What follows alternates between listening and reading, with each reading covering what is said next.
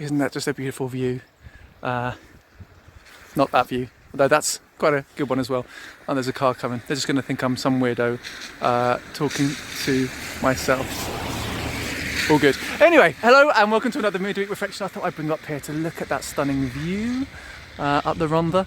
I think made even more special and beautiful with the snow and the ice. Though I know not everyone's a fan, and it might well have made getting to vaccinations a little bit more difficult for some of us. So I hope you're well. I hope those of you that have due to have your vaccinations, I hope that's gone smoothly, and that everyone is having a good week, or have some company and support and strength and love if you're not having a good week. So this time last week it was Joe Biden's inauguration, and we were encouraged to think about the things that we like about America. What have the Americans ever done for us? A bit like what have the Romans ever done for us? And if you're going to steal from the best. And you have answered. So we will see some of the photos and poems and examples at the end of this video. Oh, there's a family coming. I might walk on, otherwise I look even more like a weirdo. So you'll see those at the end. And I know that some of our American friends, you shared it with some of our American friends, or your American friends, and they said how much they appreciated us thinking about them and praying for them, which was sweet to hear. And some of you also shared with me your love of other things American, and some of you shared with me the things that you're unsure about in and of America. And it's fair to say that there are a lot of each. Personally, I love America because, well, one of the reasons, I think it is a bit like a microcosm, although it's quite big, maybe a macrocosm of what it is to be human. I think you've got the full range, the rich diversity of humanity there. And some of that shines and is spectacular and wonderful, and we might see some of the examples of that at the end, and some of it's not so good. One of the things that I really struggle with in America is the system of capital punishment they have.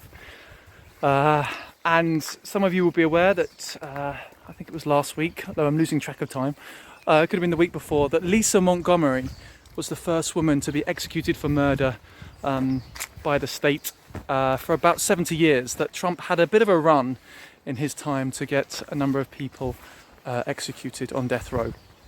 And that's not something that I can get my head around, how a country can say that murder is a crime, as a social crime, and they show that by murdering the murderer.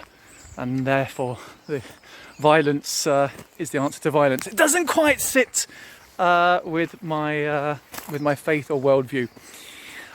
But lest we throw stones, there are things that we do in the UK that don't quite fit either. Again, last week, a treaty banning all nuclear weapons came into force. It's backed by the UN, it's signed by many countries, which will make it legally binding for them. But of course, the UK didn't sign it. So it doesn't affect us at all. So the question is, he says, feeling very self-conscious because of all the people that have suddenly come out and are walking by. The question is, if you could ban something, like that ban of nuclear weapons, or that attempted one, if you could ban something from the world, what would it be and why? So the answer could be something very serious. It could be you choose something like nuclear weapons or capital punishment, banning it from all countries, as I perhaps would. Just one of the families, I feel really weird. Or it could be something a bit more frivolous over the cattle grid now.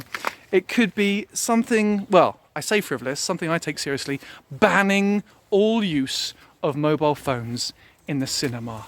Nothing annoys me more than when you're there in that darkened room, in that sacred place, about to immerse yourself in a story and characters you're yet to meet, friends you're yet to know, and someone gets their phone out and the screen lights up the place. It's distracting. I cannot stand that. So I would ban capital punishment.